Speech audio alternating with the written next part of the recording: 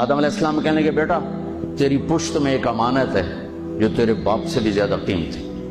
وہ کہنے لگے ابا بیٹا باپ سے زیادہ قیمتی؟ وہ کیسے؟ کہا تو اس امانت کی بات کرتا ہے، تجھے اس کی امت بتاؤں؟ امت ابھی ہمارے آنے میں 10,000 سال پڑے ہوئے ہیں، 10,000 سال، اور آدم علیہ السلام فرما رہے ہیں بیٹا اس ہستی کو چھوڑ، اس کی امت کا بتاؤں؟ کہ جی بتاؤ۔ کہ میں نے ایک خطا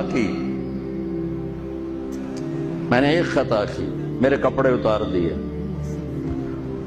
وہ ہستی اس کی امت روزانہ خطائیں کریں گے، اللہ ان کے کپڑے نہیں اتارے گا۔